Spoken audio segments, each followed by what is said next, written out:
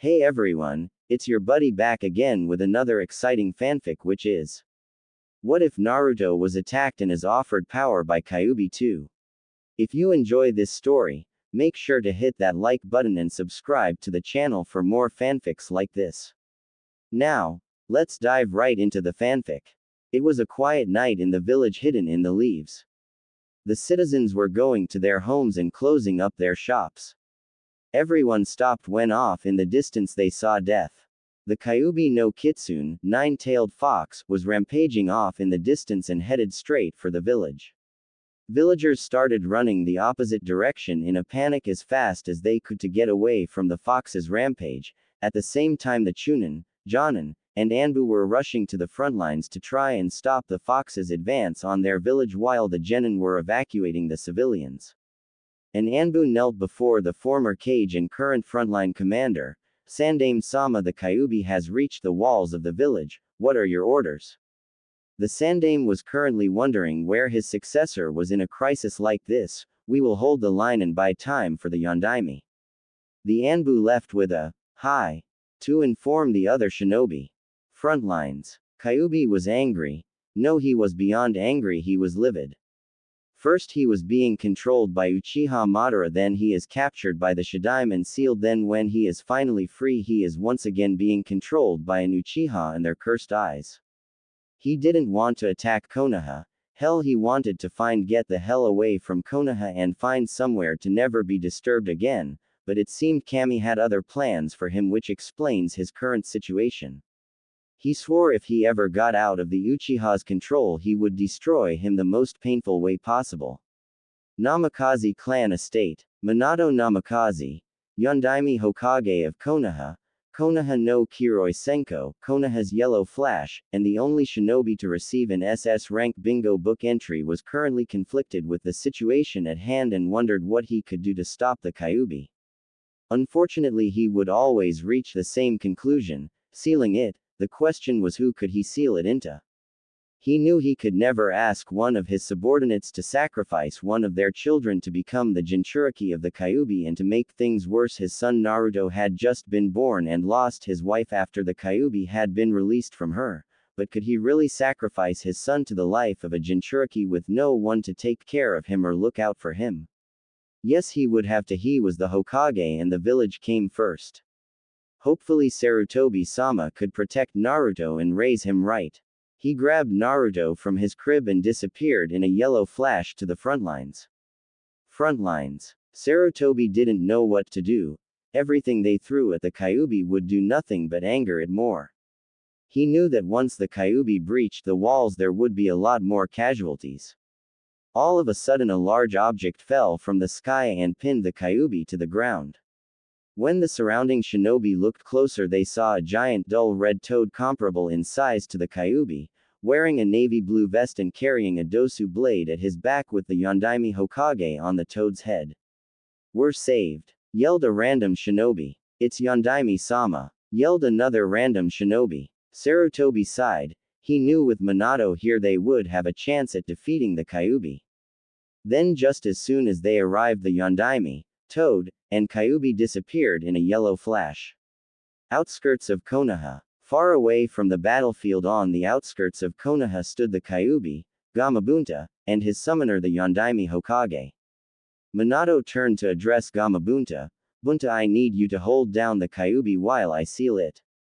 Gamabunta responded, I'll try and hold him down as much as possible, but he is still the Kyuubi. I won't be able to hold him down for too long. Minato nodded and started to a long sequence of hand seals and yelled out, Shiki Fujin. When he did, the Shinigami appeared above him and reached for the Kyuubi, who was struggling frantically to get away from the Shinigami, but was too late as the Shinigami reached inside Kyuubi and ripped out its yin chakra. With its yin chakra sealed inside Minato, the Kyuubi was reduced in size, and Minato used this chance to seal the Kyuubi's yang chakra and yelled out, Hake no Fuin Shiki, completely sealing the Kyuubi in Naruto. Minato looked at his son with tears in his eyes. I'm sorry it had to be this way, Naruto. I wish I could be here to protect you, but I hope the villagers treat you like the hero you are. Know that I will always be proud of you. With his last words, Minato Namikaze died and his soul was devoured by the Shinigami.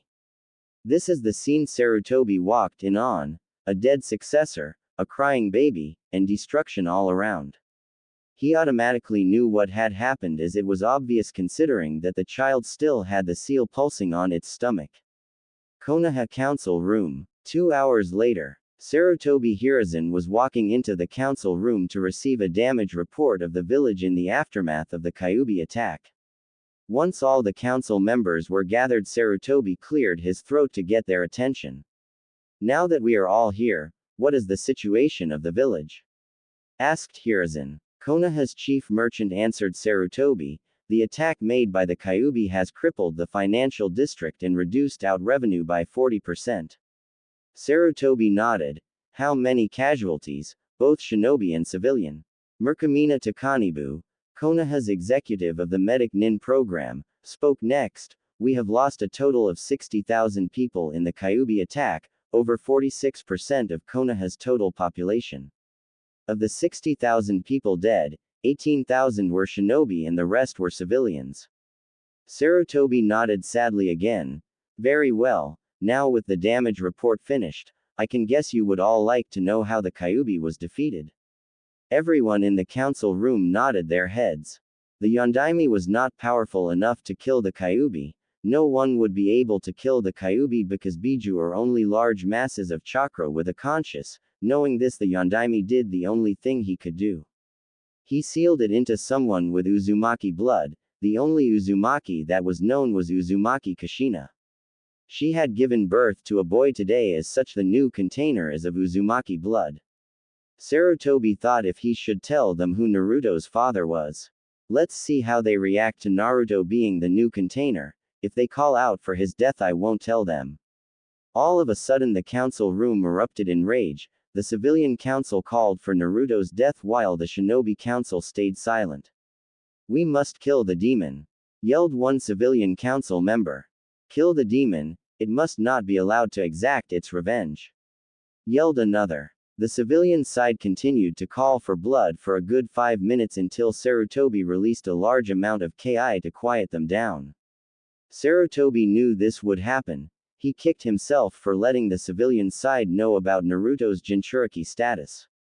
Nothing he could do now except hope everything works out for the best. He was especially wary of the looks the war hawk Danzo and the power-hungry Uchiha Fugaku were giving Naruto. Now that you all know of his status as a container, the next order of business is a new Hokage. Since I am the only one qualified to rebuild Konoha, I believe I will step back up to the position, said Sarutobi. I think you aren't the only one qualified to take the position of Hokage. I am another good candidate for the position of Hokage, interrupted Danzo. That may be true, Danzo, but right now the village is in a panic. If I take the chair of Hokage again, the people will calm down knowing that someone as experienced and respected as me is leading them again away from the dark times we are experiencing, countered Sarutobi. Everyone in the council room nodded in agreement. Danzo just scowled at Sarutobi. You win this round, Sarutobi, but I will make sure that I have the Kyuubi on my side, thought the war hawk. Hokage-sama, now that we have elected a new Hokage, who will take care of the Kyuubi container? Asked Uchiha Fugaku. As of now, young Naruto-kun is an orphan like so many others in the aftermath of the Kyuubi attack, answered Sarutobi. Then I petition that the boy be given to the Uchiha clan for adoption, since it is that he is an orphan, said Fugaku. I think the boy should be better trained as a weapon. He contains the most powerful of the Biju and could be a valuable asset for the village. I ask that the Kyuubi container be placed under my care so that he can be trained as a weapon for the village, said Danzo. No, Danzo, I will not give you the boy to train to be an emotionless killer at a young age, and I won't give him to you, Fugaku, since it would upset the balance of power between clans, answered Sarutobi. Danzo narrowed his eyes. Then what will you do with the boy, Hiruzen? Young Naruto-kun will be placed in the orphanage until he is old enough to be placed in an apartment, answered the Hokage. Danzo scowled but nodded nonetheless. He would have to wait until he got his hands on the Kyuubi container. Nara Shikaku asked, Hokage-sama, What will we do with the civilian masses? They will undoubtedly call for the child's life. Sarutobi thought for a few seconds before he gave his answer. From this point on, young Naruto-kun's status as the Kyuubi container is an SS rank secret. Anyone that breaks it will be executed on the spot with no trial. Sarutobi dismissed the council and hoped he had done enough to help Naruto grow up as a normal boy. Kyuubi's cage. During the meeting, Kyuubi watched the meeting from his cage inside the seal with interest, mostly because they would be deciding his fate. When the meeting ended, he knew that he would be safe for the time being, but he also knew that humans were very predictable, and he had no doubt that the civilian council members would most likely try to assassinate his container. He would have to prevent that, or else he would die as well, because without his yin chakra it might not have enough strength to reform. Typical humans, always afraid of what they don't understand. Then again, this could be fun. Once this kid is old enough, I will be able to train him, and then I will show them the demon they despise so much. And what better way to show them than by having the son of their precious Yondaime Hokage destroying them? Ha ha ha. Kyuubi began contemplating the ways he would be destroying Konoha in the future. 6 years later, Naruto was sadly walking down the street. He had just been kicked out of the orphanage because that matron had said, demons aren't allowed here anymore. He didn't understand why she called him a demon. He was just a kid like all the others at the orphanage. The matron never let him learn how to read or write because she would always say, demons don't deserve to learn how to read or write. She didn't even give him enough to eat, and he would sometimes go to bed hungry. He didn't want to remember the times when he would wander the village and have a mob go after him almost every time and leave him beaten and injured. He tried to forget all the bad times he had there. He then started remembering all the good times he had. He remembered the kind old man that would visit on his birthday and take him out for ramen, and the kind ramen cooks that would always serve him with a smile. He would always leave the ramen stand with a smile. While he was reminiscing, he hadn't noticed that he stepped into the slums of the village and had a couple drunks following him. He snapped out of his daydream when he felt a bottle shatter next to him. He turned to see a group of 6 drunks running and yelling at him. "It's the demon, get him!" One drunk slurred. "Don't let him get away!" yelled another. Needless to say, Naruto started running as fast as he could to get away from the drunks until he turned a corner and found himself in an alley trapped with no escape route. He was first hit by a bottle in the side of the head. He felt he was bleeding a lot and yelled in pain. Another got closer with a bat and hit him in the gut. Naruto hunched over and fell on his stomach in pain. Then everything went black. Naruto's mindscape. Naruto was currently walking through a sewer where the water reached his knees. He had no idea where the hell he was and started exploring, hoping to find out. He suddenly heard a deep voice calling out to him. He followed the voice and reached a room with a large cage in front of him with the kanji for seal on the door. "Come closer." Naruto obeyed the voice and soon saw 2 red sit eyes looking at him. Kyuubi then asked him, "Do you know who I am?" Naruto looked at the creature more closely and saw aside from his eyes he also had the body of a fox and 9 swishing tails behind him. He started thinking and remembered a creature matching this description in a book he has read before the matron had taken it away. Naruto knew what this creature was and what it did, so he answered with as much courage as he could muster, "You're the Kyuubi no Kitsune." Kyuubi just looked at him and grinned before talking. "I'm glad you know who I am. It will make what I am about to tell you easier. You are going to die." Naruto just looked at him in shock.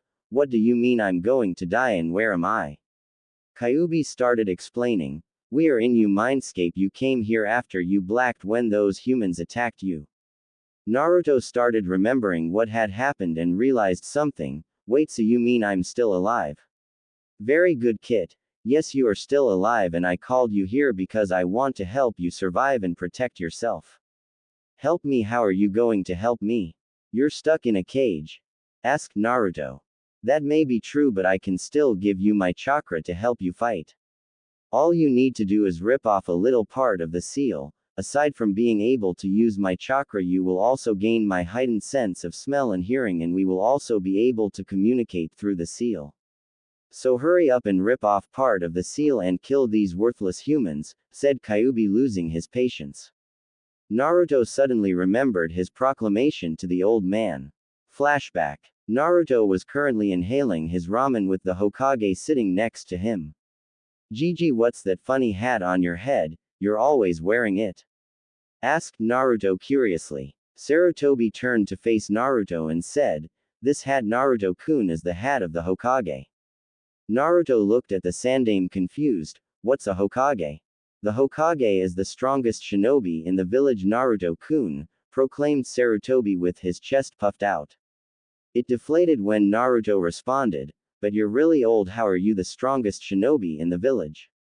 Sarutobi just chuckled at his response. Well, Naruto-kun, the Hokage is also the person who everyone acknowledges and protects the entire village and villagers from danger. Naruto just beamed at what Sarutobi had said. He had always wanted to be acknowledged by the villagers instead of being glared at by looks of hate. That's when Naruto made his proclamation. Awesome, you better watch out, Gigi, because I'm the one who's going to take that hat from you and become the next Hokage, that's a promise.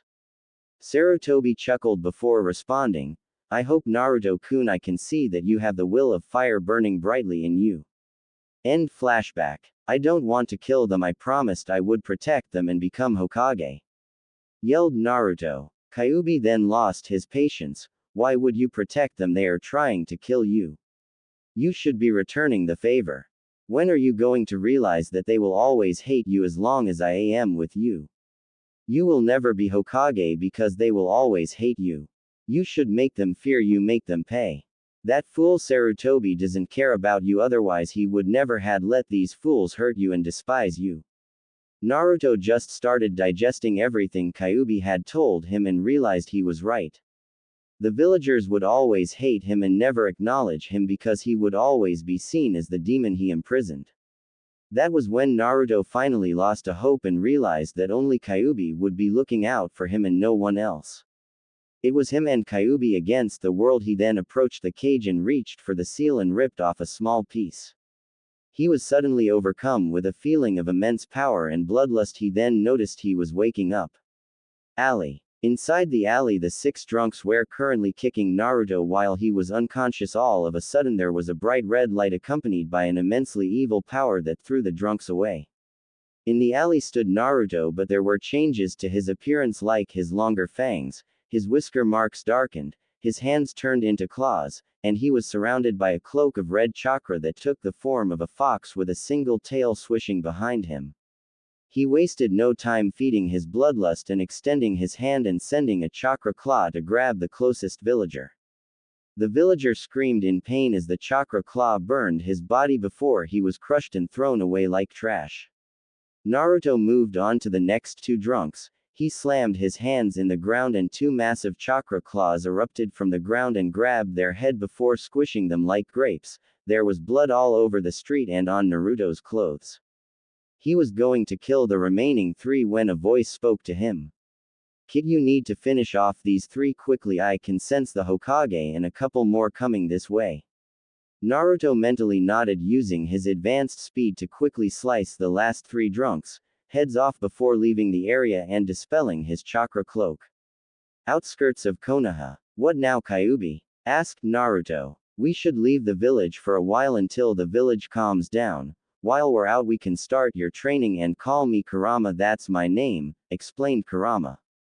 Naruto nodded while running out of an unguarded gate and making his way into the forest. Normally he would be exhausted by now, but Kurama was pumping small amounts of Yuki into his body to fight the exhaustion.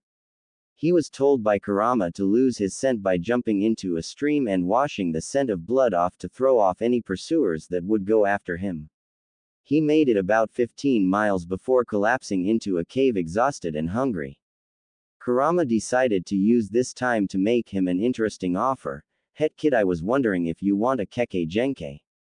Naruto looked confused. What's a keke genkai? Kyuubi's sweat dropped. He should have known he would say that he was only a kid. He sighed and started explaining what a keke genkai was to Naruto.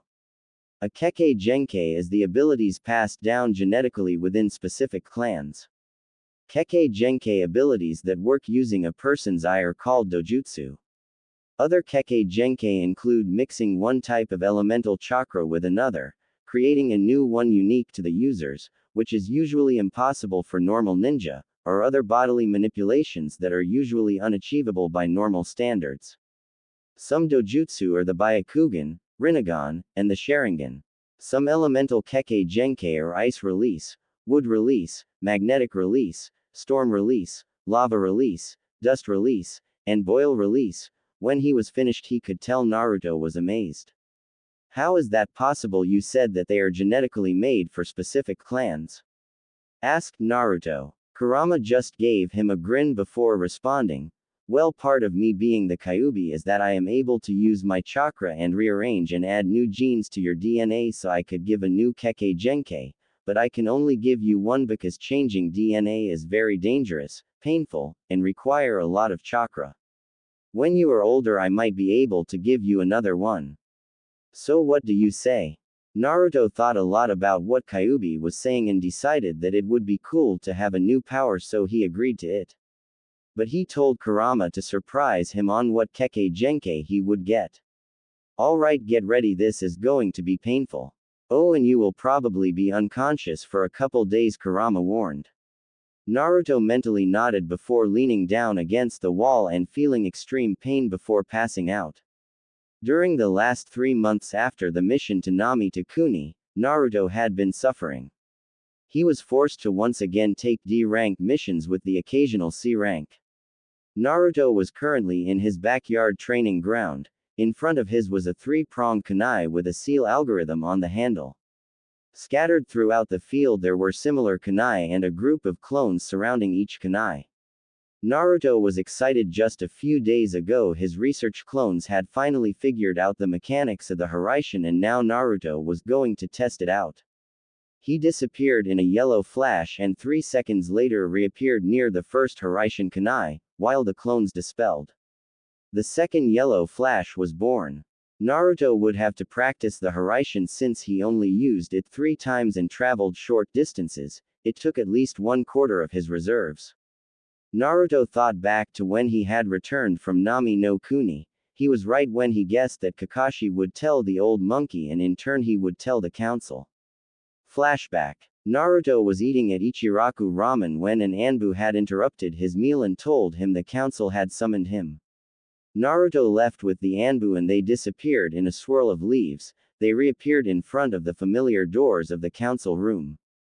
The Anbu escorted Naruto in and he noticed the Sandaime in the front smoking his pipe. He noticed the glares of hatred and fear from the civilian council, and the emotionless faces of the clan heads and Danzo. Hello Naruto, it's nice to see you, said Sarutobi with a smile. Good evening Hokage-sama. Might I ask why I was summoned? Replied Naruto with an emotionless attitude. Well Naruto, we received information from your sensei that you may have lost control of your tenant while on your mission, is this true?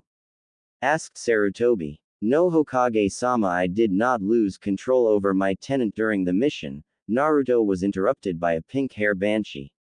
Liar. You killed all those bandits that stood in your way and almost killed my daughter.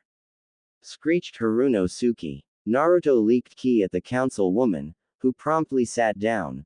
Don't interrupt me, I wasn't finished. As I was saying, I didn't lose control, because I was fully in control of my tenant's power, and when I was finished getting rid of the threat I stopped using my tenant's power.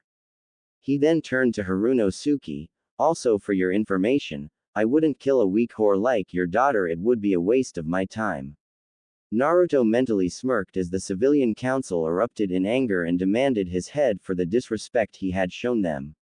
Sarutobi silenced them and turned to Naruto. Naruto, you are to show the council the respect they deserve. I'll show them respect Hokage-sama. The civilian council smirked smugly. I already have respect for the clan heads, but I won't show the civilians respect until they become something other than useless fools. The civilians erupted in anger until they were silenced by Sarutobi again. Nara Shikaku was the next to ask a question. You said that you were in control of your tenant, how much of his power can you control? Asked Shikaku. Currently I am able to control 4 tails. due to the durability of my body. I estimate that by the time I am 16 I will be able to control all 9 tails and have full control over my tenant, answered Shikaku. Everyone in the council room had mixed feelings. The clan heads were worried that Naruto would lose control of his power. Danzo was having a mental orgasm, and already formulating plans on getting the Jinchuriki under his thumb. The civilian council was wetting their pants in fear since with that kind of power, he could easily take out his anger on them and no one would be able to stop him. After a few tense seconds Sarutobi dismissed Naruto and the council. Naruto left with a smirk and a feeling of satisfaction. End flashback. Naruto made his way to the other end of the training ground where he had 200 shadow clones trying to combine the Rasengan with his wind and fire affinities. All of a sudden he looked in the distance and 2 large explosions rose into the sky. He soon received the memories of the clones that had been destroyed in the blasts. The first explosion was from a successful combination of the Rasengan and his wind element, the other was a successful combination of the Rasengan and his fire element. He dispelled all his clones and decided to replicate the results. He made a clone and held out his hand. As he formed a Rasengan, the clone added wind chakra into the Rasengan. The wind-natured Rasengan began to take the form of a large shuriken and screeching loudly similar to a bell. When the new Rasengan was finished, Naruto held it and quickly noticed the jutsu was going to backfire because he didn't have enough chakra control. He tried to throw it, but the jutsu dissipated as soon as it left his hand. He would have to increase his chakra control exponentially to be able to keep the jutsu under control. He would also need to find a way to throw the jutsu since if he just charged someone with it he would end up hurting himself in the blast. Naruto moved on to the other jutsu. He held out his hand and formed a Rasengan while a clone added fire chakra to it. The results were very painful since the temperature skyrocketed around the jutsu and he was having trouble ignoring the pain. When the jutsu was finished he saw in his hand was a spinning ball of white flames. He hissed in pain as the jutsu cooked his arm and through the technique. Unfortunately the jutsu didn't dissipate, it exploded once it left his hands. Naruto was sent flying back into the tree and hit his head and fell unconscious. He woke up a few hours later with a massive headache. He got up and went home to bed since he would need the energy tomorrow. Next day, Naruto was currently walking toward a meeting spot for him and his team to talk to their sensei. As he walked he looked at his badly damaged arm. It was so damaged that it was taking Kurama a long time to fix it. The reason it was taking a long time was because the jutsu had completely cooked his arm down to the bone and the explosion had all but destroyed his arm. Kurama was working frantically to repair the arm and have it fully functioning. It had taken him the entire night to heal the arm and it would take him another day to reconnect the nerve endings and chakra pathways in his arm. As Naruto walked he heard a commotion in the nearby street and decided to investigate. He saw that a kid a little older than him wearing a pajama suit with cat ears and makeup was holding up a little kid with a long scarf and spiky hair by the throat. Behind him was a blonde girl with 4 ponytails holding a giant fan. On the other side were 2 kids around the same age as the one getting beat up and everyone's favorite pink-haired whore, his teammate, Haruno Sakura. "Kankuro, stop this, you'll only get him mad," said the blonde girl. "Relax, Tamari. I don't sense him here and this kid needs to learn some manners," replied Kankuro. "Let me go," exclaimed Konohamaru. "Please let Konohamaru go, he didn't mean to bump into you," begged Sakura. Naruto watched as Kankuro raised his fist to hit Konohamaru, and then all of a sudden a rock hit his hand and forced Kankuro to drop him. Naruto looked up at where the rock came from and saw none other than Konoha's number 1 emo, Uchiha Sasuke, sitting up in a tree trying to look cool. What intrigued him was a young red head behind Sasuke that was doing a good job hiding his presence. "What do you think you're doing, brat?" yelled Kankuro as he nursed his injured hand. "Just sitting here and watching some backwater ninja beat up little kids," said Sasuke with a smirk. Naruto watched as Kankuro turned red in anger and Temari blushed looking at Sasuke. Naruto only raised an eyebrow at Temari's blush. "Kami is every girl in the world attracted to emo," thought Naruto. I wonder what I would look like emo. Careful what you wish for, Kit, said Kurama as he sent mental images of Naruto with dark clothes and black hair sitting in a corner brooding with a horde of fangirls trying to get in his pants.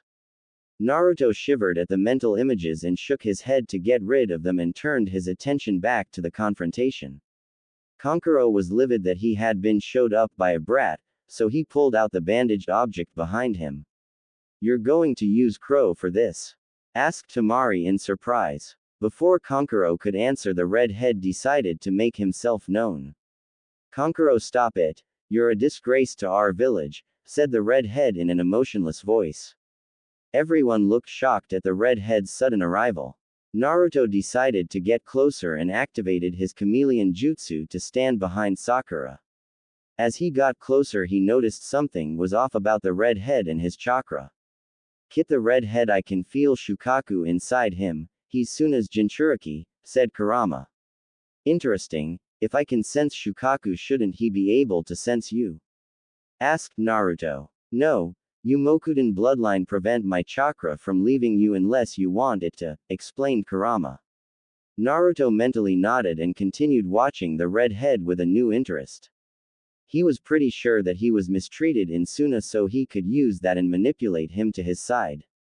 I was just trying to teach this punk a lesson, said Kankuro with fear in his voice. Shut up or I'll kill you, said Gaara with no emotion. Kankuro was quiet and didn't speak anymore as Gaara led them away. Sasuke jumped down from the tree and landed in front of the group. Wait, what's your name? Sasuke asked Gaara. My name is Sabaku no Gaara. I am also curious as to know your name, asked Gaara. My name is Uchiha Sa. Gaara interrupted him, not you, the one behind the pink hair girl.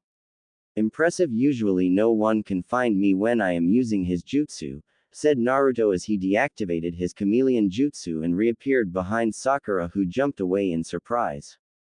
My name is Uzumaki Namikaze Naruto. I assume you are here for the Chunin exams? Asked Naruto. That's right, me and my sibling will be in the exams. Will you also be in the exams? Asked Gaara. That's right, I will be looking forward to seeing if 1 or 9 will be victorious, replied Naruto while releasing a small amount of Kurama's chakra. Gaara's eyes widened when he realized that Naruto was a Jinchuriki like him. Tamari and Kankuro's eyes also widened, since with him here he could jeopardize the plan. I look forward to killing you and proving my existence during the exams, said Gaara before disappearing in a swirl of sand with his siblings. Sasuke was angry. He had found someone strong that would be a challenge for him, and they are more interested in Naruto. Why would anyone be interested in fighting the Dobi? He was an Uchiha. The Sand Shinobi should have been cowering in fear at his presence, but instead he dismissed him. Sasuke's pride wouldn't take it. When he saw the red-headed Sand Shinobi, he would kill him. Sakura was quiet, not because she was scared, more like trying to solve a puzzle. Naruto had told the redhead his name was Namikaze Uzumaki Naruto. Even though Sakura was weak physically, she wasn't weak academically.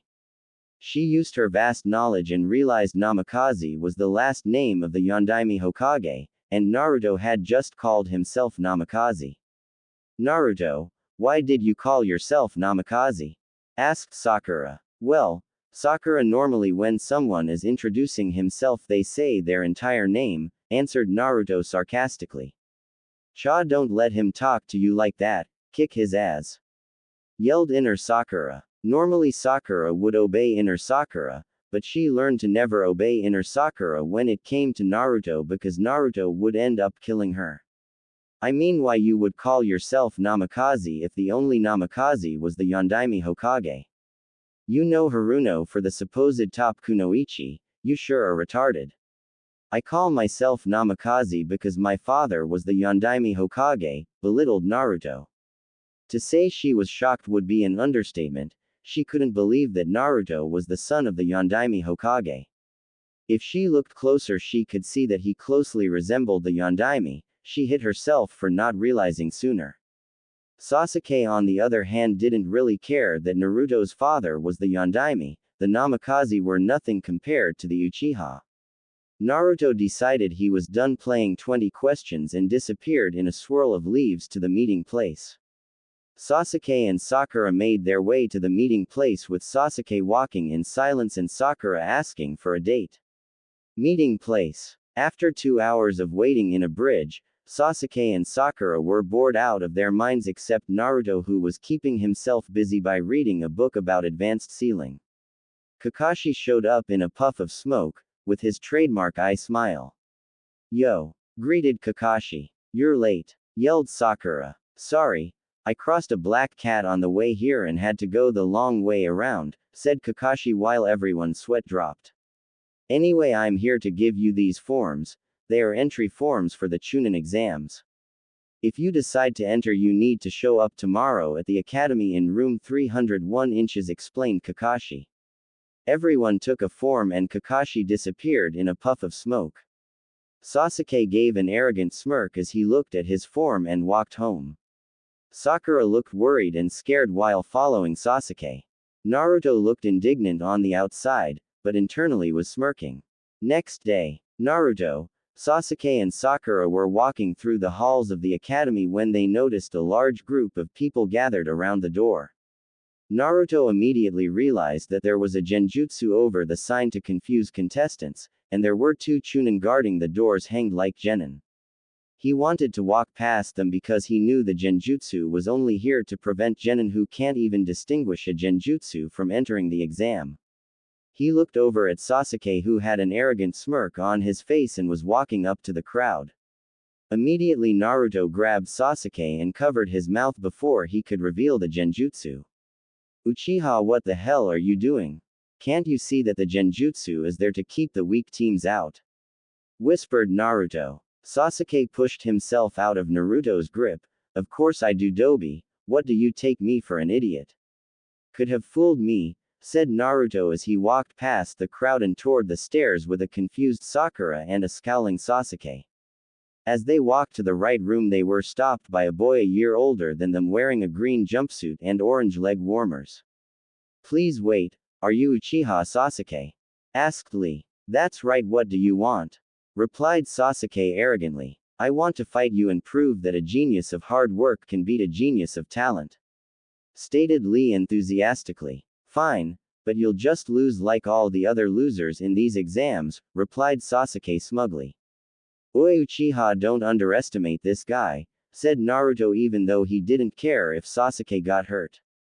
Sasuke ignored Naruto and got in his Uchiha fighting style stance, while Lee got in his Goken stance. Sasuke started off and tried to do a roundhouse kick, only for it to be blocked easily. Lee then went on the offensive and started giving a barrage of punches and kicks that Sasuke couldn't block. Sasuke jumped back and activated his Sharingan to be able to track Lee's moves. "So that is the fabled Sharingan?"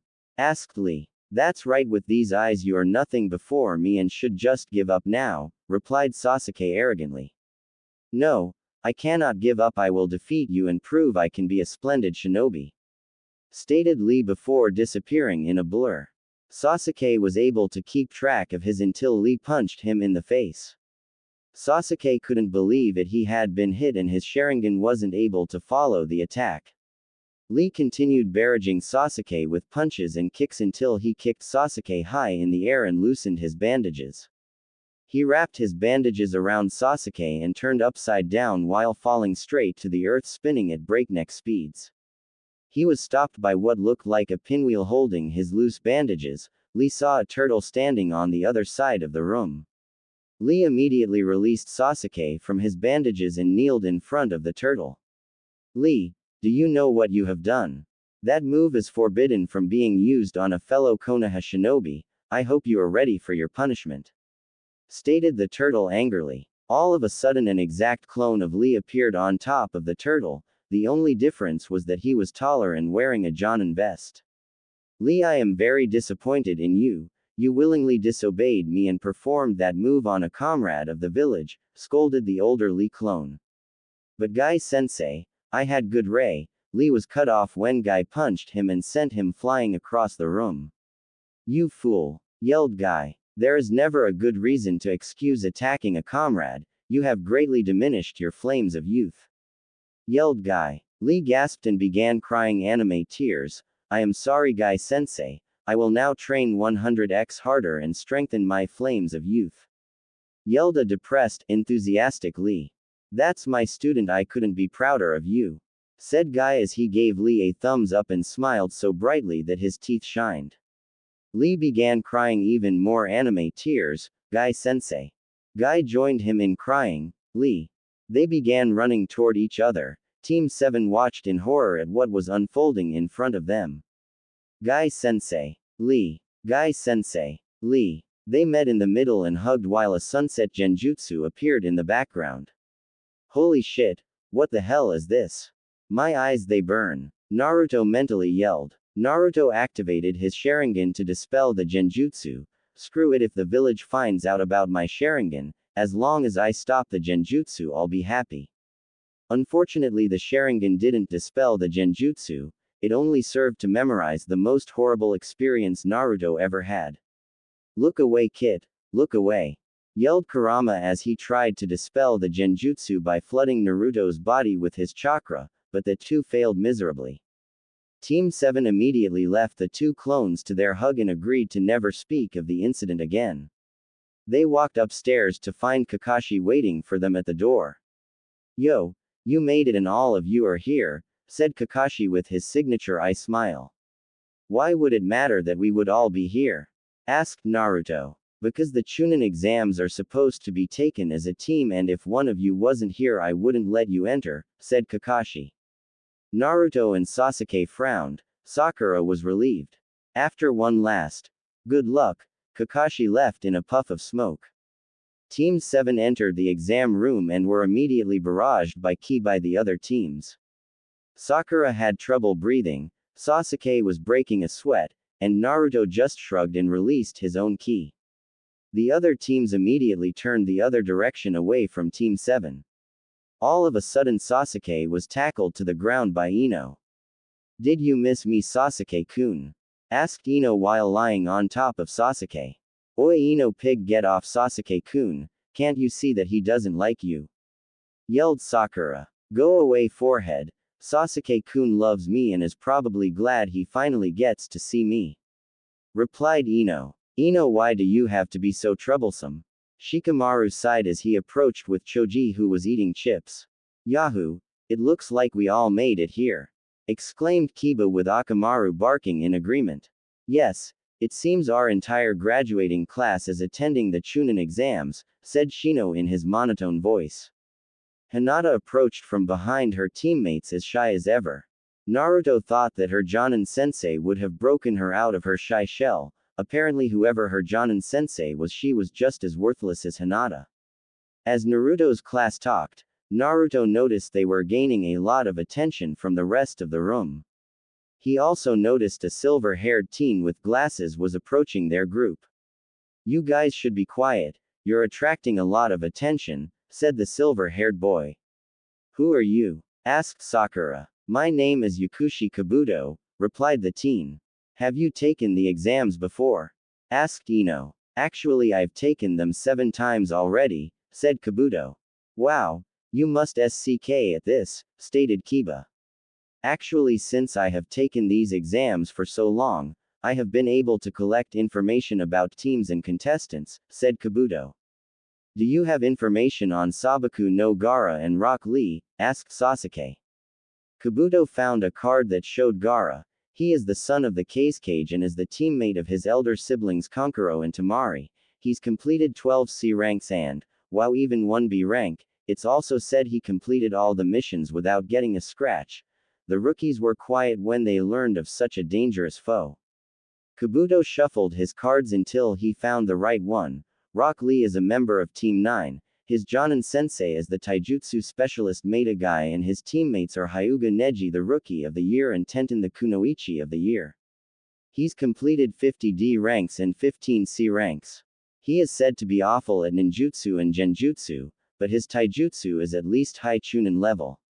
I should also tell you that this year Konoha had entered 57 teams, Suna 1 team, AIM 21 teams, Kusa Hidden Grass 17 teams, and 1 teams from Oto. Although I wouldn't worry about the Oto team, they are a new village and probably don't produce strong shinobi. Naruto snapped his attention to the sound of running coming toward Kabuto. A split second later, 3 genin jumped from the crowd and attacked Kabuto. The first genin looked like a mummy, with his entire face covered in bandages and only his right eye was visible. The second genin had a Koki smirk on his face and he wore a shirt with the kanji for death printed on it. The last genin was a girl with long black hair, obsidian eyes, and wore a sleeveless camouflage shirt and camouflage pants. The one-eyed Oto genin threw a punch at Kabuto which he easily dodged, but Naruto cringed in pain as a sound wave attacked his enhanced ears. Naruto looked up and saw that Kabuto fell to his knees and emptied his stomach. Don't underestimate Oto, we will definitely advance the Chunin exams and bring glory to our village, said the one-eyed genin. Yayu Konoha weaklings are at the top of the world anymore, now it's Oto's time to shine, stated the other male teammate smugly. Before any of the Konoha nin could retort, there was a large puff of smoke in the front of the room and a tall man wearing a trench coat and a Konoha high 8 covering his head appeared in front of the class. All right, sit down and shut up, we will begin the written part of the Chunin exams. You will have 1 hour to complete the 9 questions on the test, after the hour you will be given a final question. Begin. 1 hour later. If no one else wants to leave, then I only have one more thing to say, you pass, yelled Ibiki. What about the final question? Yelled Kiba. There was no final question. A Chunin must always make difficult decisions during missions with dire consequences. This was a test to see if you could handle the pressure and see it through. It proves you are Chunin worthy, replied Ibiki. All of a sudden the window to the room was shattered and a banner appeared saying, the C and single proctor of the second exam, Mitarashi Anko. Naruto felt a groan escaping his mouth because he knew Anko and he wasn't looking forward to the hell she would probably put him through. All the other genin just looked at Anko wide-eyed, not believing that all she was wearing was a coat to cover her modesty. Some wished a breeze would blow the trench coat away and give them a peek as to what she was hiding. Many were already having nosebleed as they fantasized about the scantily dressed Anko. The girls on the other hand were having separate reactions. One half of the girls were feeling jealousy toward Anko and her C figure and generous assets, the other half were angry that she was showing herself off to the entire room and taking all the boys' attention.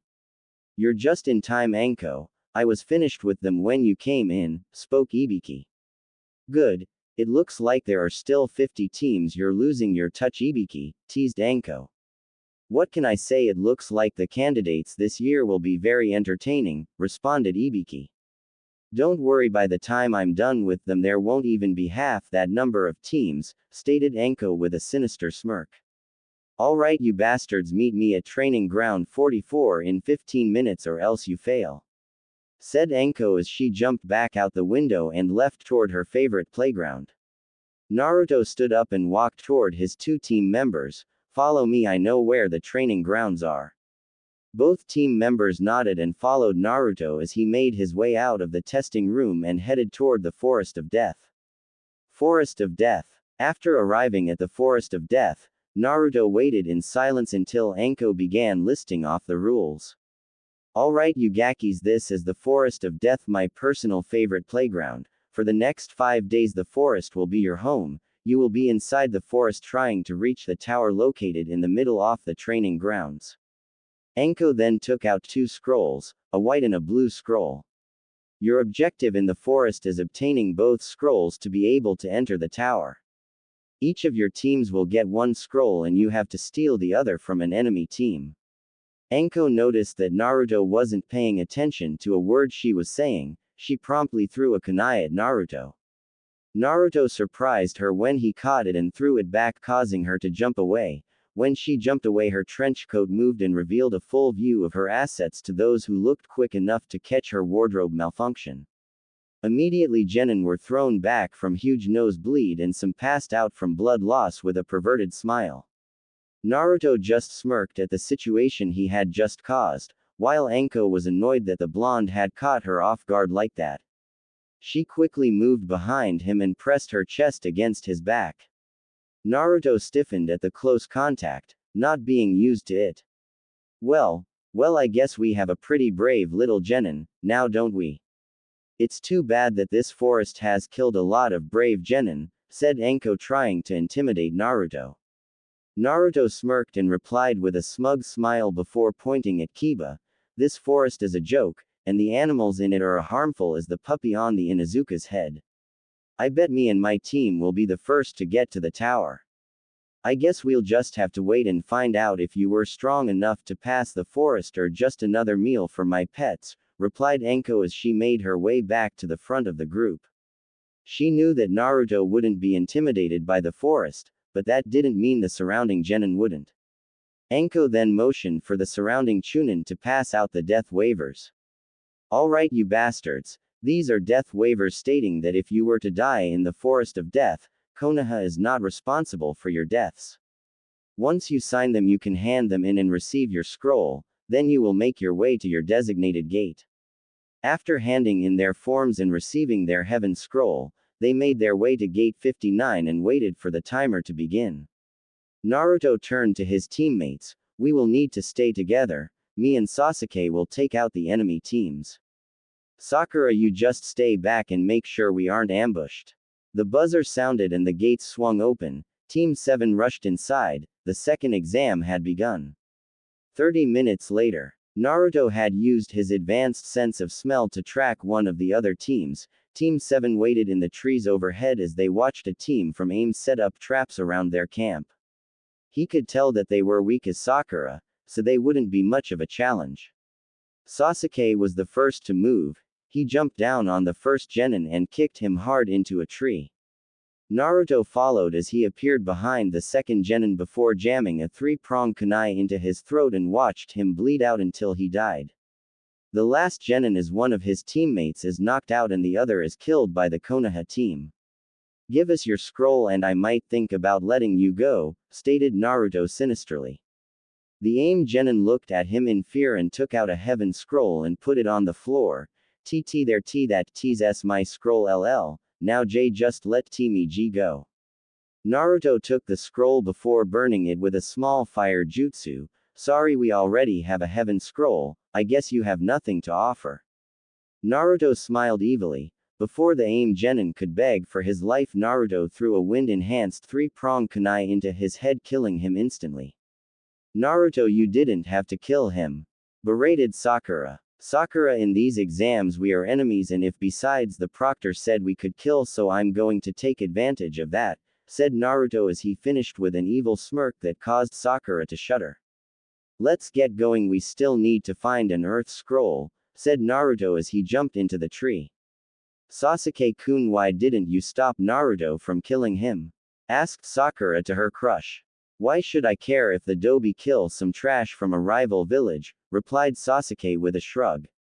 Sakura just lowered her head in disappointment at her teammates' low morality. She then began following them as Naruto locked onto another team's scent. About 1 hour later they hid behind some bushes as they spied on a team from Kusa. They didn't spy for too long since a red-headed girl with red eyes, glasses, and brown shinobi attire sensed them. There's someone behind those bushes, she yelled at her teammates. Her teammates threw shuriken into the bushes. Team 7 jumped from the bushes into the trees. Sakura stayed back on the tree as Naruto and Sasuke engaged the Kusa team from behind. Karen, where are they? Asked the Kusa genin. Karen closed her eyes and scanned the area. They're behind you. The Kusa genin turned around just in time to stop Naruto's kunai. The genin turned in time to stop a kick to his solar plexus from Sasuke. Naruto and the Kusa genin fought for dominance. Naruto smirked while the other scowled.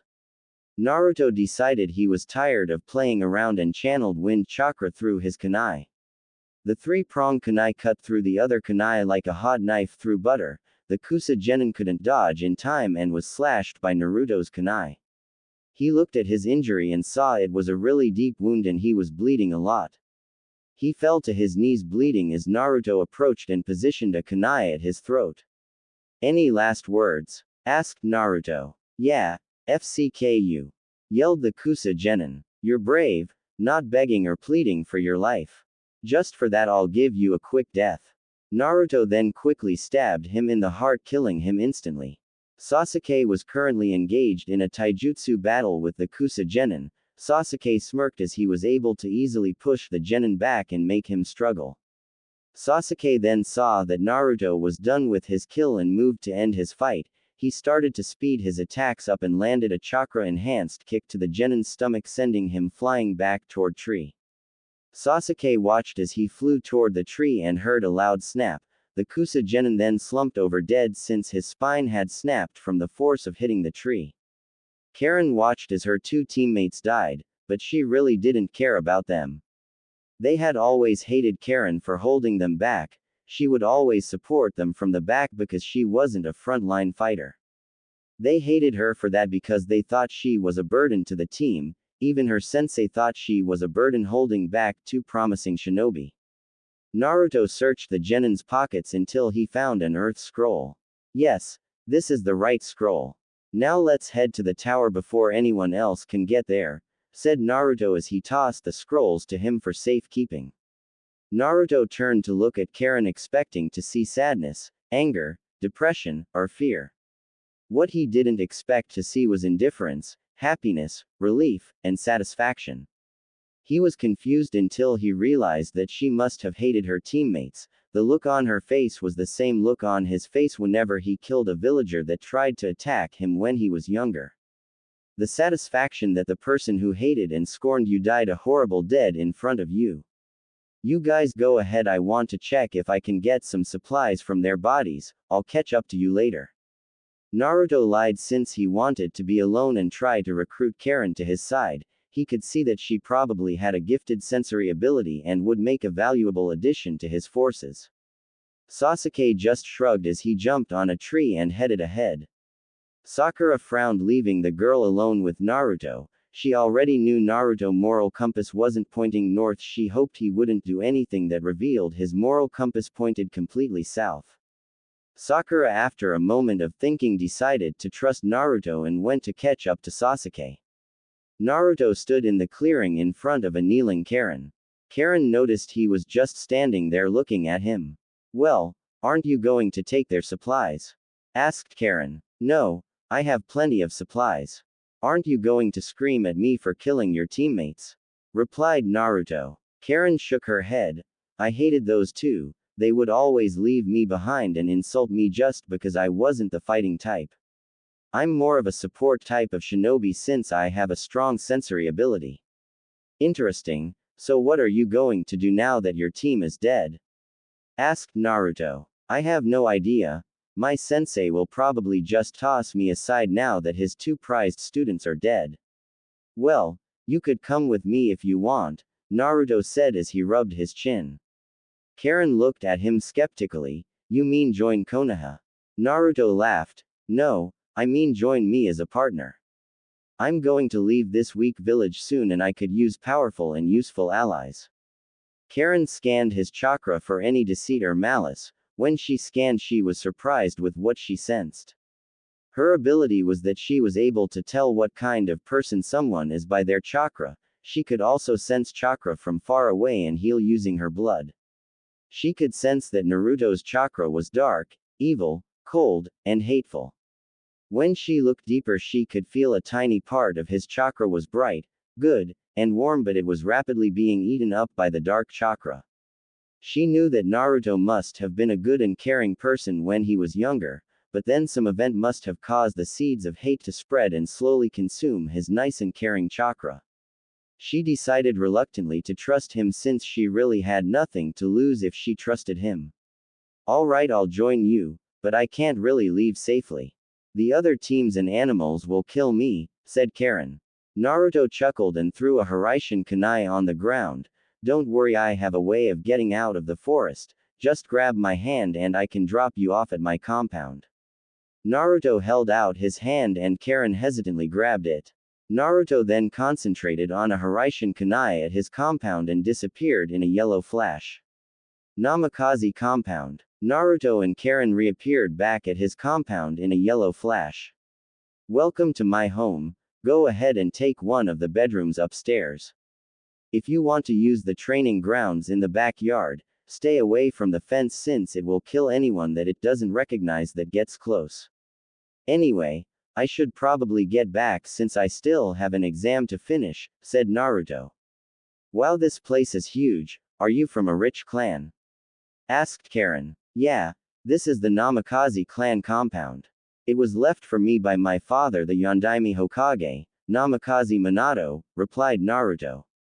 Karen was shocked to find out that he was the son of the Yondaime Hokage, and even more shocked when she remembered he wanted to leave the village. You're the son of the Yondaime Hokage, then why would you want to leave? The villagers must love you. Naruto's face saddened a bit. The villagers don't love me, in fact it's the opposite, they all hate me. Why? Asked Karen. Because before my father died he sealed the Kyuubi in me and told the old monkey Sarutobi to tell the villagers I contained the Kyuubi and I be treated like a hero, replied Naruto. Naruto continued, the villagers always viewed me as the Kyuubi instead of just the container. When I was 6 years old I was chased into an alley by some drunks and almost killed. Wow. That's horrible, but did the Sandaime do anything? Asked Karen. Naruto's face turned angry. No, the old monkey just stood by and watched it happen. He would always lecture me about forgiving the villagers that attacked me and would release the same villagers with a slap on the wrist. That bastard could have kept his mouth shut and not told the village. I could have been adopted and had a family, but it was all ruined by the Sandaime and his stupidity. Yelled Naruto as he lost his temper. I'm sorry, said Karen apologetically. Naruto's face softened. It's alright, I was just angry and lost my temper. Although one good thing did come out of the Sandaime's stupidity. What? Asked Karen. While the drunks tried to kill me in the alley when I was 6, I passed out and met Kyuubi. He decided to help me get my revenge on the villagers and has been helping me ever since. He's been training me since I was 6 and was my first friend, replied Naruto. Ah, I'm touched, kid, said Kurama with fake tears. Naruto mentally laughed. Shut up, furball. Anyway, I told you my story. Hopefully I can hear yours when I get back from the exams. See you later, Karen-chan. Naruto waved as Karen blushed at the honorific he gave her. Alright, bye Naruto-kun. Karen put her hand over her mouth as she blurted a personal honorific with Naruto's name. Naruto only laughed as he disappeared in a yellow flash. As Naruto left, he left Karen thinking, maybe he can still be saved from that darkness that is eating away at him from the inside. Maybe one day that warm, good chakra will push back and replace that dark, evil chakra that resides in him, thought Karen. Since the whole conversation she had been watching his chakra. Through the conversation, she noticed that the bright, warm chakra was slowly fighting back against the dark, evil chakra. Don't worry Naruto-kun, I will save you from the darkness, I promise. A team of AIM nins looked at the strange kunai in the middle of the clearing with interest. They had never seen a 3-pronged kunai before or the strange writing on the handle. I wonder whose it is? Asked an overweight AIM nin. The leader with a scar over his eye took the kunai from him. Who cares, it looks pretty cool. I think I'm going to keep it. They were so fixated on the kunai they didn't notice the yellow flash behind them. The last AIM nin decided to voice his opinion. Why do you think the writing on it means? It's a formula used for a teleportation jutsu, you may have heard of it. The technique is called the Hiraishin no Jutsu, explained a mysterious voice. Immediately the AIM nins were on guard and back to back, ready to face the ambush they thought was coming. Naruto stepped out of the shadows and in front of the AIM team with a bloodthirsty smirk. Who the hell are you? Demanded the leader. Me. I'm just a genin taking the Chunin exams, said Naruto in a childish voice. Ha! This guy doesn't look very tough, let's just kill him and take his scroll, said the last AIM nin Kili. You know, I feel like you guys aren't worth my time, but you will make great target practice for my Mangekyo Sharingan, stated Naruto as he closed his eyes and reopened them to reveal his Mangekyo pupil design. So what, you have some special eyes? We're still going to kill you, said the leader as he approached Naruto with a kunai.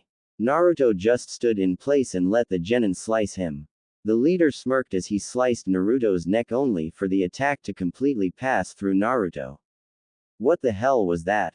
Asked the leader. That was one of my eye techniques called Kamui. Here's another for you, teammate, said Naruto before he looked at this fat teammate and thought, Amaterasu. Naruto's left eye started to bleed and black flames started to burn the aim nin. He screamed in agony as the black flames burned his skin to the bones until he was nothing but ashes. His teammates looked in horror as their teammate was burned alive with black flames. They jumped back and prepared to have the battle of their lives while Naruto practiced his techniques on some useless genin.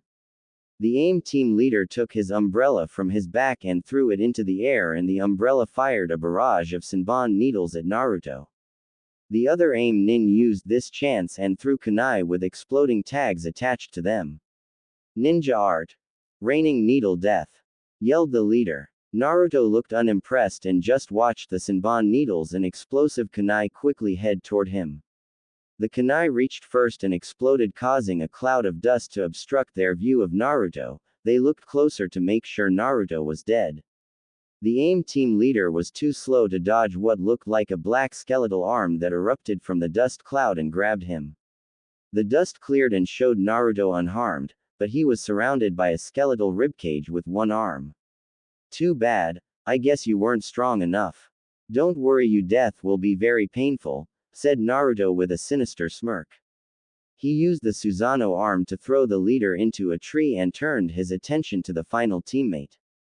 The genin back away in fear, begging for his life. Unfortunately, Naruto had shown enough mercy for one day. He deactivated the Susanoo and activated the Kamui from his left eye. He watched as an interdimensional vortex ripped the genin apart before completely shaking him in.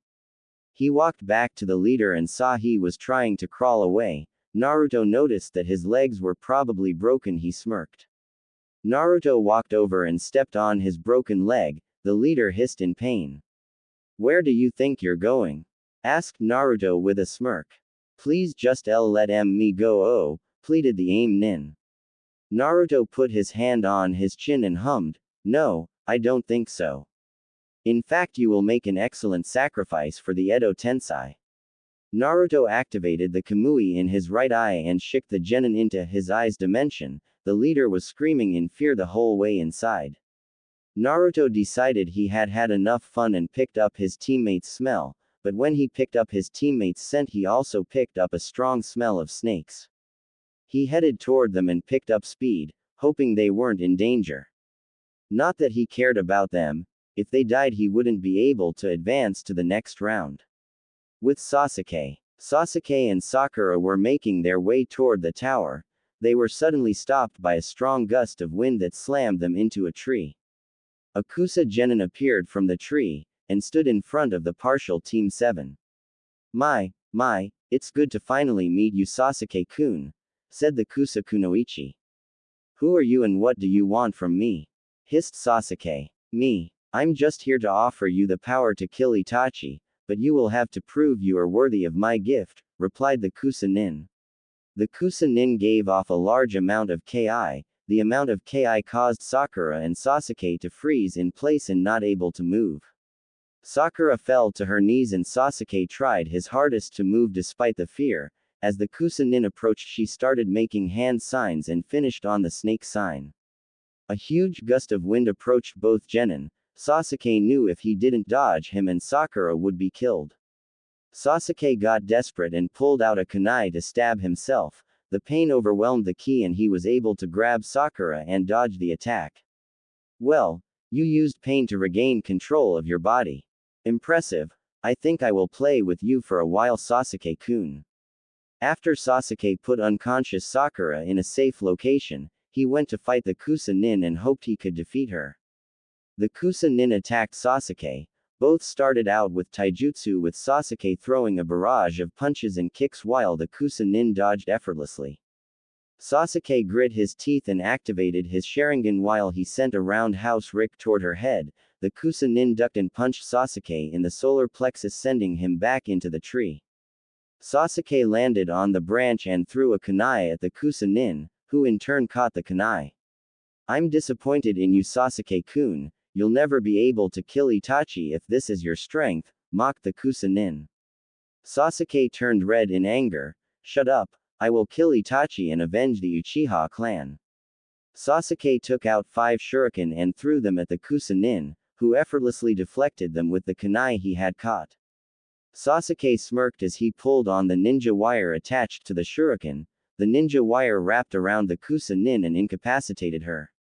Sasuke did some quick hand seals, fire style, dragon flame jutsu. Sasuke brought up the ninja wire to his mouth and set it on fire. The fire traveled down the wire and began burning the trapped Kusanin. Sasuke smirked as the Kusanin screamed in agony while her body was on fire. The fire died down and Sasuke was shocked when he saw the Kusanin wasn't dead. Her skin had peeled off and behind her face was another face, except this face was pale white, with purple markings around his eyes, and yellow slit eyes. Well done Sasuke-kun, I never expected you to trick me like that, but I'm afraid you still need to prove you deserve my gift, chuckled the pale mysterious man. Who the hell are you? Yelled Sasuke. Orochimaru, S-rank missing nin, one of the legendary Sannin, and the most wanted criminal in Konoha right next to Uchiha Itachi, responded a mysterious voice. Both Sasuke and Orochimaru looked around to find the owner of the voice. Orochimaru was especially surprised since he couldn't sense anyone around. Naruto stepped out from the shadows and in front of both of them. Who, if it isn't one of Sasuke's teammates? I'm surprised that you were able to get this close without me detecting you, said Orochimaru with amusement in his voice. What's an S-rank missing nin doing in Konoha during the Chunin exams? Asked Naruto. I'm just here to give young Sasuke-kun a gift, and then I will be on my way, replied Orochimaru. You're lying and I know it, I'll just have to beat the information out of you, said Naruto as he took out a bottle of pills from his vest. I'll have to go all out from the beginning. He's an S-rank missing nin. I don't think 4 tails will be enough. If I take 2 pills my body will gain enough durability that I'll be able to withstand 6 tails, but I'll probably collapse from exhaustion afterward. Naruto thought about what to do. In the end he took 2 pills and started channeling Kurama's chakra. He slowly changed from his version 1 state to his version 2 state with 6 tails. Naruto's version 2 state was massively different from his 1 state. Now Naruto looked like a mini Kyuubi. His body was covered by a deep crimson coat in the shape of a fox with 6 tails. His eyes were nothing more than white orbs, and a partial fox skeleton covered his body. Orochimaru at first smirked when he saw Naruto in his version 1 state. The smirk then turned to a look of shock when Naruto went to his version 2 state. Impossible. The boy is only 12 years old, his body shouldn't be strong enough to withstand 6 tails of power. Thought Orochimaru. Sasuke just stood in fear at the amount of power and chakra Naruto was releasing. How? What is this chakra he's using? It's just like the chakra he used in Nami no Kuni, except this is more powerful and evil, thought Sasuke. Kyuubi Naruto let loose a powerful roar until he disappeared in a blur and punched Orochimaru, sending his through a tree and crashing into the ground, forming a large crater. Orochimaru stood up and realized he needed to end this quick before the Hokage and his Anbu came. Over near Naruto he did some quick hand, claw seals and summoned Hideki, his messenger fox. Hideki was surprised when he appeared and his summoner was using 6 tails of his master's chakra. How may I help you Naruto-sama?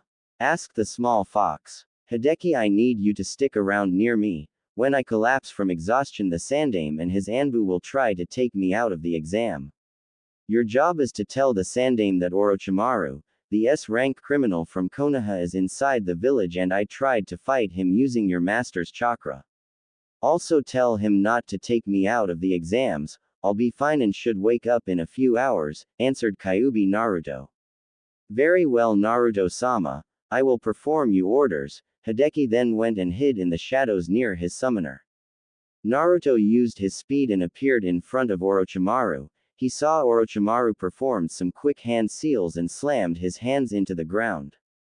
Kuchios! Edo Tensai! Yelled Orochimaru. Naruto's eyes widened.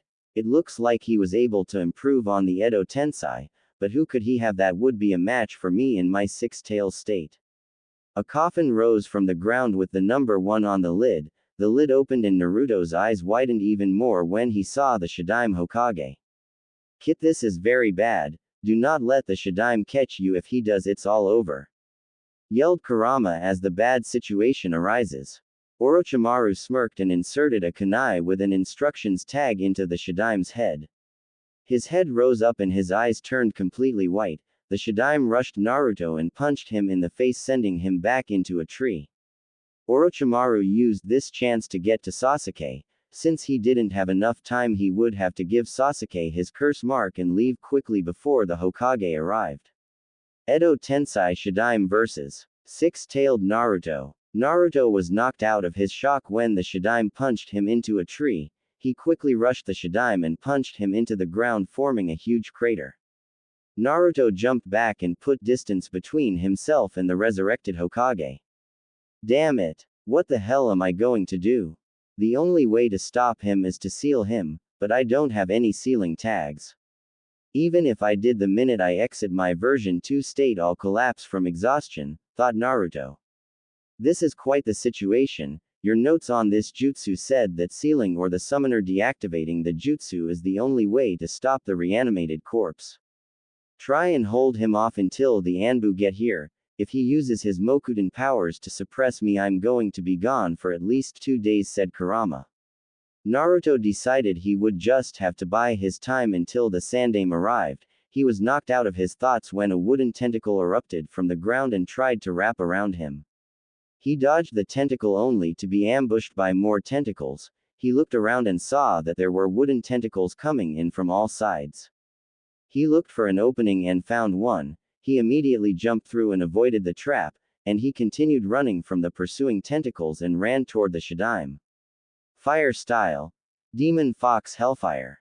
Naruto released fire from his mouth toward the Shadaime, who in turn did some quick hand seals and a half-dome protected him. He noticed the wood stopped chasing him and continued his attack. He used his claws to break the wooden dome and slash the Shadaime into a tree. He then tilted his head up and gathered positive black chakra and negative white chakra using his tails, forming a small, dense, purple sphere of chakra. He then swallowed the sphere and his body gained tremendous weight from all the dense chakra inside his body. Smoke escaped his mouth and Naruto spit out the concentrated energy, Bijudama. A bright beam of chakra rushed the Shadaime Hokage. The Shadaime had barely enough time to slam his hands into the ground. Layer after layer of wood rose to protect him. The beam of chakra impacted the wood and a large cloud of smoke covered the area. Naruto waited to see what had happened to the Shadaime. He didn't expect wooden tentacles to rise from the ground and wrap around him. He struggled to get out of the tentacles' grasp, but the wood was suppressing his power. The Shadaime emerged from the smoke performing hand seals. Naruto recognized the seals he was performing as the Shadaime's technique, Hokage-style 60-year-old technique, enclosed hermitage entering society with bliss-bringing hands. Naruto struggled even more against his restraints, but it was futile as the Shadaime slammed his palm into Naruto's chest and attached a blue strand of chakra. Pillars of wood rose around Naruto to suppress Kyuubi's chakra and keep Naruto still. The kanji for sit appeared on the Shadaime's palm and he forced Kurama's chakra back into his seal. Kurama screamed in pain as his chakra was forced back into the seal and he lost consciousness. On the outside, the six-tailed cloak slowly receded and Naruto's body emerged. When the jutsu was over, Naruto fell to the ground unconscious and exhausted. A coffin rose from the ground and the Shadaime stepped inside. Now that his mission was accomplished, the coffin sank into the ground, leaving an unconscious Naruto and a hiding Hideki. Hokage Tower. Sarutobi was currently sitting in his office doing paperwork when he felt a powerful, evil chakra that he recognized. An Anbu barged into the room as Sarutobi was putting on his battle armor. Hokage-sama, screamed the monkey-masked Anbu. I've already felt the chakra. Alert 2 Anbu squads and have them follow me into the forest of death, commanded the Hokage. Hi, shouted the Anbu as he left to relay the orders of his leader. What could have possibly happened that you need to use that chakra, Naruto-kun? Thought the Sandaime as he jumped out the window. Orochimaru vs. Sasuke. Sasuke was slowly getting over his shock and preparing to get Sakura to get the hell away from Orochimaru. His ninja senses kicked in and he dodged a kick from the snake Sannin. He jumped to the adjacent branch and did some quick hand seals. Fire style. Phoenix flower jutsu. Thought Sasuke as he shot 6 fireballs toward Orochimaru. Orochimaru easily dodged and sent snakes from his sleeve to wrap around Sasuke. The snakes wrapped around Sasuke only for Sasuke to turn into a log. Orochimaru turned around to see Sasuke trying to hit him with shuriken. Orochimaru smirked and sidestepped the shuriken. He rushed Sasuke intent on finishing his and giving him his curse mark. Once Sasuke got his mark he would have to leave quickly. Sasuke was exhausted and his small rest only helped a small bit. He was starting to feel exhausted again and slow. Orochimaru used this weakness and extended his neck to an unimaginable length. His head neared Sasuke's neck who was too exhausted to dodge properly. He sunk his fangs into Sasuke and backed away as a curse mark with 3 tomo appeared on his neck. Orochimaru then noticed that he couldn't feel Kyuubi's chakra and had the resurrected Shadaime go back into his coffin. He turned his attention back to Sasuke as he sank into the ground. You will come to me seeking power, Sasuke-kun, the power to kill Itachi that I can give you. Sasuke listened and once Orochimaru was gone he fell unconscious. Hokage with Anbu. Sarutobi and his Anbu entered the forest and ran toward the Kyuubi's chakra. All of a sudden the chakra was cut off and they couldn't feel it anymore. They headed into the direction of the chakra and arrived in a clearing 5 minutes later. Sarutobi could see Naruto face down in the dirt, bloodied and his cloths ripped up. Anbu, take him to the hospital, commanded Sarutobi. I wouldn't do that if I were you, said a hidden voice. All the Anbu tensed and drew their weapons ready to protect their leader. Hideki appeared from the shadows in front of the Hokage. I remember you, your name is Hideki? Asked Sarutobi. That's right, Hokage-sama, I am one of Naruto-sama's messenger foxes, answered Hideki. Why are you here? Asked the Hokage. He asked me to deliver you a message in case this happen. He told me to tell you he need to going a 6-tailed state in order to fight off someone named Orochimaru, an S-ranked criminal of Konoha. He knew once he released this much chakra he would collapse afterward and alert you and your Anbu. He also told me to tell you not to take him out of the exams, he will wake up in a few hours and want to continue the exams, explained Hideki. Sarutobi frowned. Did he tell you why Orochimaru was here? No, he only had me relay the message to you and carry him off somewhere safe where he can recover, answered Hideki. How is it possible that Orochimaru could have been able to escape a Jinchuriki with 6 tails of power? Asked a mole-masked Anbu. Orochimaru wasn't the one that fought Naruto-sama. He performed a strange jutsu that summoned what looked like the Shadaime Hokage who had Mokuden powers. Naruto-sama was no match and was captured by its Mokuden jutsu and suppressed my master's chakra, explained Hideki. Sarutobi frowned deeper. So you decided to use that jutsu, Orochimaru? Very well, what about his other teammates? Asked the Hokage. From what I saw it looked like the Uchiha was over there. Hideki pointed toward another clearing. Other than that I was watching Naruto-sama's fight, responded Hideki. The old Hokage motioned for the Anbu to go towards the Uchiha's last known location. Hideki went over and put Naruto on his back. He ran towards another clearing under a tree and stood guard to prevent anyone from trying to kill his summoner. With Sakura. Sakura was running through the forest carrying Sasuke. When she had woken up she saw some pale head with a long neck bite Sasuke and give him a strange mark. When the person had left she had run over to Sasuke and saw he was unconscious. She picked up her crush and ran as fast as she could and hid under a tree. She wondered where Naruto was. She squashed that thought and continued to worry about Sasuke. She had set up a perimeter with traps so no one could sneak up on her while she protected Sasuke and waited for Naruto to find them. She continued to watch Sasuke and worry about her precious Uchiha. Sasuke-kun, Please be alright, thought Sakura as she continued to monitor her surroundings. With Sarutobi, all 8 Anbu kneeled before their leader in the forest. Report, said Sarutobi in an authoritative voice. The lizard-masked Anbu spoke up first. Hokage-sama, we did not find Uchiha Sasuke. It seems he was taken and whoever took him did their best to cover their tracks. The hawk-masked Anbu spoke next. We have also collected evidence that Orochimaru had indeed been here in the forest and signs of battle were found. The Sandame sighed. Very well. Anbu Squad 8, go and inform the Anbu commander that as of now the village is at Code Red. Anbu Squad 13, gather the council so that I may tell them about the situation. Orochimaru in the village is not to be told to anyone under Jonin rank or civilians, am I clear?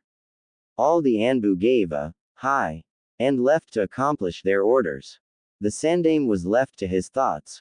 Why are you here, my wayward student? If it has anything to do with the harm of Konoha, I will make sure you do not leave the village. I will make sure I finish what I started all those years ago. Sarutobi made his way out of the forest and toward the council room where he was already feeling the headache coming. One day later, Naruto woke up one day after he had been defeated by the resurrected Shadaime Hokage. He looked around and saw he was under a tree in the forest of death with Hideki standing guard. Hideki, how long was I out? Asked Naruto. You were only out for a day, Naruto-sama, responded the small fox. Naruto stood up and stretched to work out the kinks in his body. He checked himself over and saw that all his cloths were torn and some of his injuries had scabs instead of being fully healed.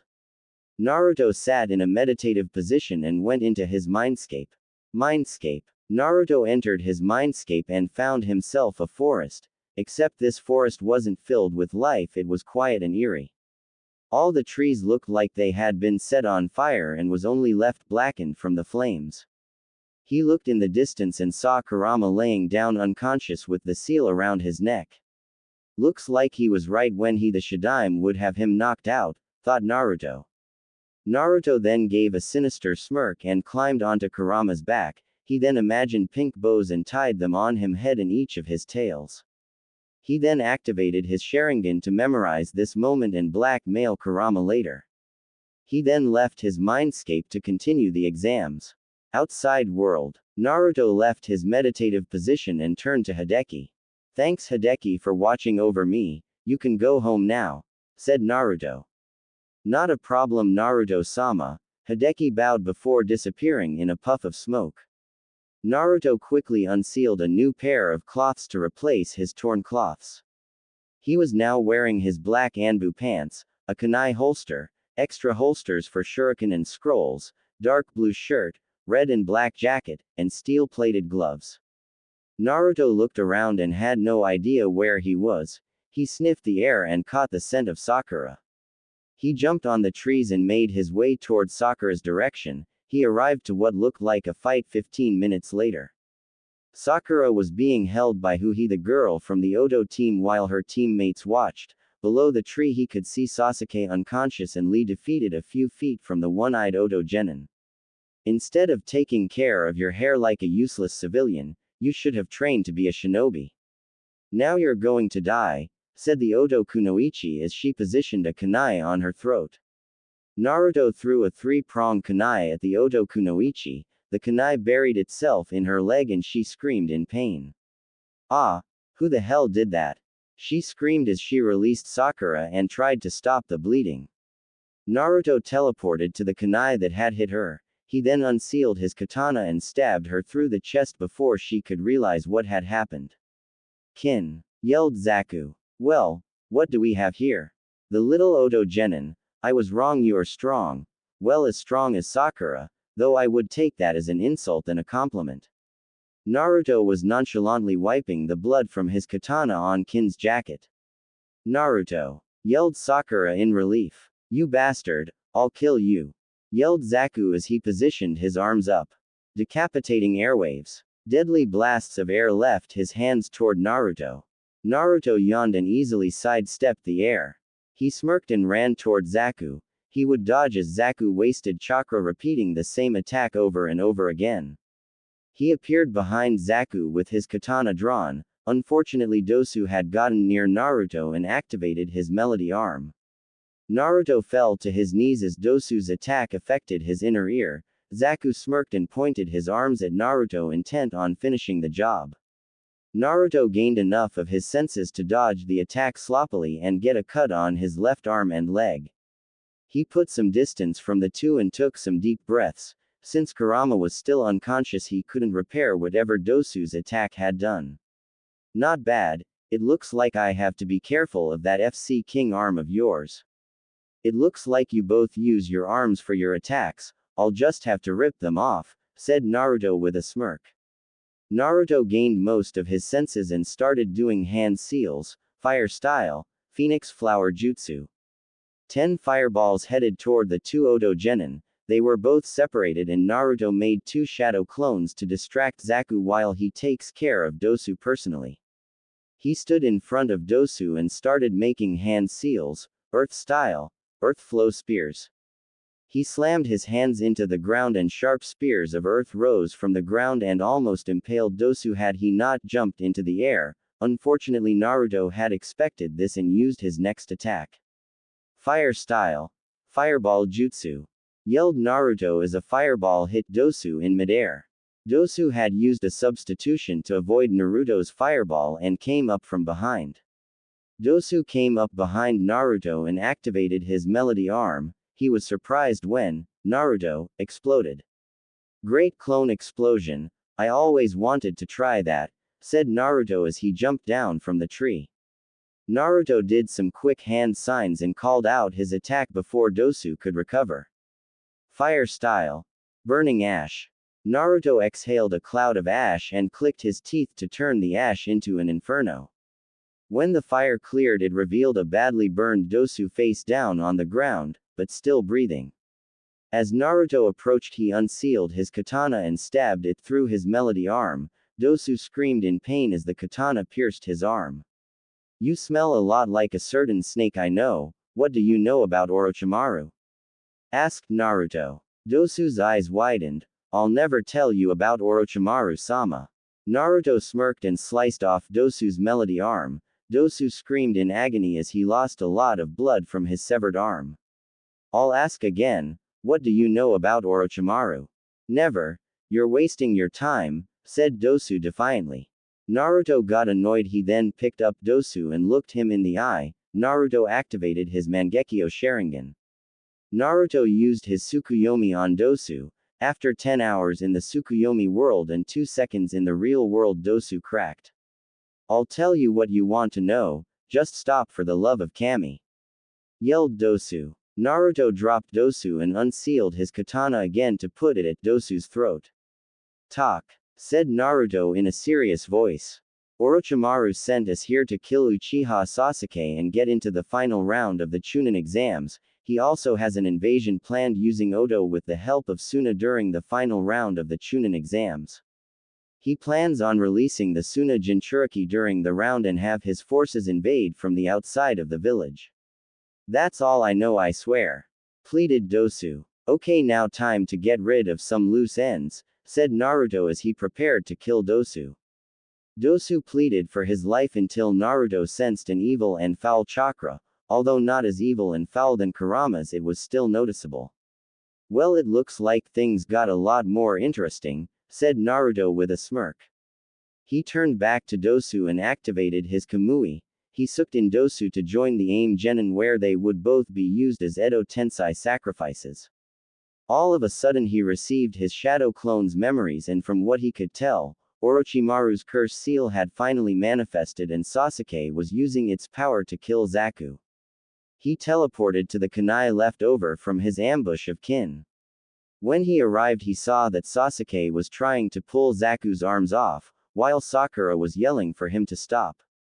He also noticed that teams 9 and 10 were watching as Sasuke went mad.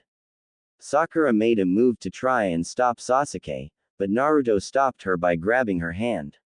Naruto, what the FCK are you doing? Let go, I have to stop Sasuke-kun.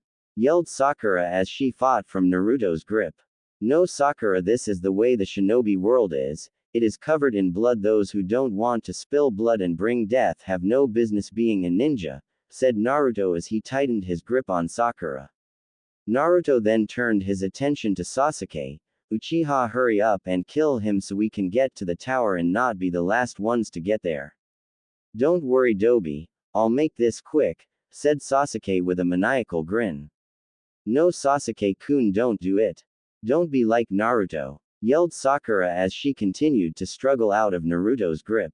All of a sudden Naruto stiffened and let go of Sakura. Sakura ran toward Sasuke to stop him. Naruto looked in the corner of his eyes and saw Nara Shikamaru with his shadow extended toward him and Yamanaka Ino in her family's mind transfer jutsu hand position. Shadow possession jutsu success. Ino, hurry up and enter his mind so we can tie him up, yelled Shikamaru. Right. Mind transfer jutsu. Ino left her mind and went into Naruto's, not knowing what she had gotten herself into. Naruto's mindscape. Ino found herself inside Naruto's mind and saw all around her were burned trees and black soil. She continued walking and saw a giant fox with 9 tails. You made a big mistake coming here, Ino, said a voice behind her. She turned around and saw Naruto. What the hell is that? Naruto chuckled darkly. That Ino is the Kyuubi no Kitsune. It's sealed inside my body and protects my mind from people like you and your family. Naruto noticed that Kurama was waking up. You're waking up earlier than you said, have a nice nap. Damn it, Kit. I told you not to get caught in the Shadaime's Mokuden Jutsu, but no, you decide to sit still and wait for him to step out of the smoke. Of all the idiotic, Kurama stopped his rant when he saw the shocked Ino. Kit, who in the hell is this? Asked Kurama. Why, this is Ino, a fellow Konoha genin that made the mistake of coming into my mind. Now she has to pay the consequences, eat her, explained Naruto. Ino was knocked out of her shock when he said, eat her. With pleasure, it's been a while since I have had human. Kurama lunged at Ino, who in turn screamed in fear, forgetting she could cancel her jutsu. Make sure you don't digest her. I want to use her as a bargaining chip if the situation arrives, or one hell of a joke, said Naruto with a dark laugh. Kurama looked annoyed. You tell me to eat her, and then you tell me not to digest her, then where the hell do you want me to put here? I have no idea. Maybe you should put her inside your head and make her experience her worst fears. It would be hilarious when she comes out a broken kunoichi.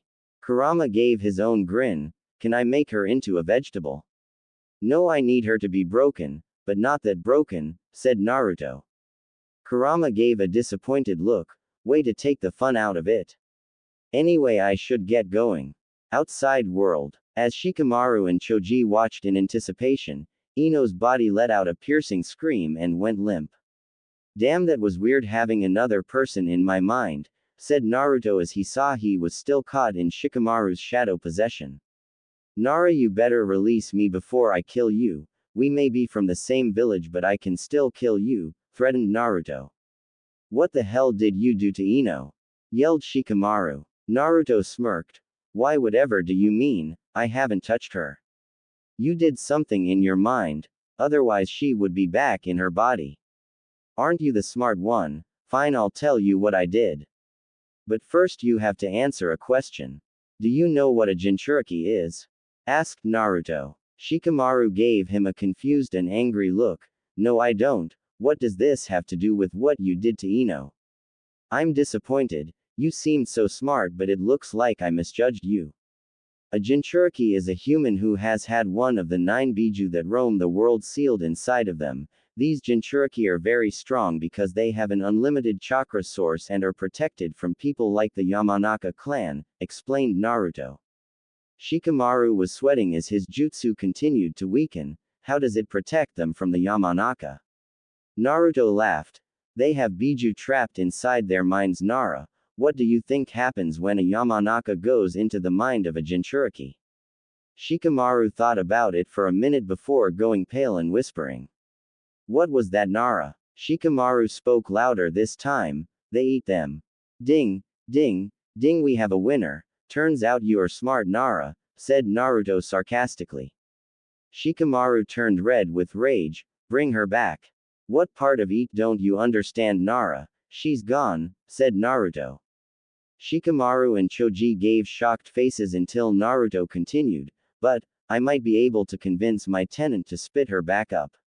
If you can somehow get into the tower with the unconscious Ino, I'll convince him to spit her out and let her out.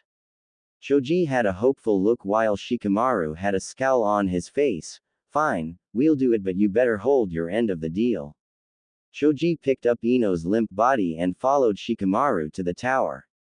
Naruto turned around and saw everyone was staring at him wide-eyed, even the still-alive Zaku. Oh yeah, I forgot about you guys. He turned his attention to Zaku. Shouldn't you be dead? Naruto looked around and saw Sakura crying over an unconscious Sasuke. I guess if they can't do it right, you do it yourself. He appeared behind Zaku quicker than anyone could notice with his katana drawn. He swung down and watched as his blade sliced diagonally through Zaku's body until it went out the other way. Both halves of Zaku's body slid before they fell apart and all the internal organs spilled out. Everyone watched with shocked faces and emptied their stomachs when they saw all the gore while Naruto only smiled like a maniac. He started walking toward Team 9 Inches. What the hell are you doing here? Neji was the first to speak. We just came to pick up our idiot Lee. We'll be leaving now. Neji picked up Lee and turned to Tenten. Come along, Tenten, said Neji with fear in his voice than his usual arrogance. Tenten followed suit and Naruto turned to see a crying Sakura over Sasuke. He made his way over until Sakura stood up with a kunai ready to defend Sasuke. Get away from Sasuke-kun, you monster!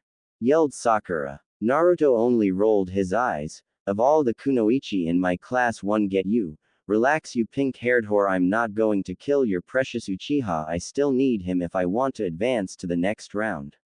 He walked past Sakura, who was still crying, and looked at Sasuke's curse mark. I must admit, this is some pretty complex seal.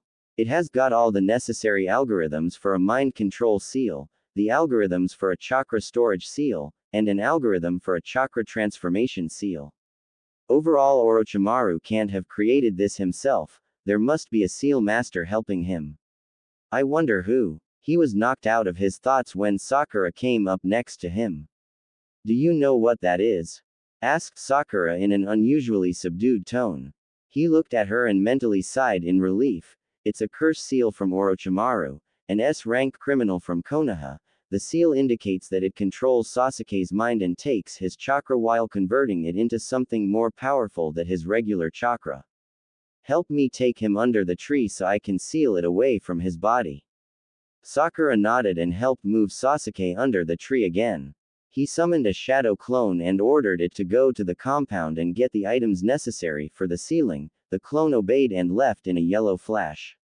Naruto waited in silence for 5 minutes until the clone returned with chakra ink, a brush, and sealing paper. He turned to Sakura. While I write up the seal, you take off his shirt so I can apply the seal more easily. Sakura blushed but nodded nonetheless. After writing up a long and complex seal to negate the curse seal's mind control seal, he also added some extra things. A Hiraishin formula, since he knew with the power Sasuke had experienced he would go running to Orochimaru for more. Once Sasuke was with Orochimaru, he would teleport to him and get Orochimaru to give him what he wanted. He also added a suppression seal so that he would be able to automatically seal off the curse seal's power if he wanted to. The last thing he added was a kill switch where if activated the curse seal would release all of the stored chakra at once and overwhelm Sasuke's body, killing him.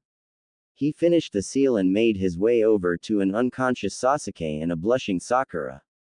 He sat Sasuke up and placed his seal over Sasuke's curse seal. He then did some quick hand signs and poured chakra into his seal.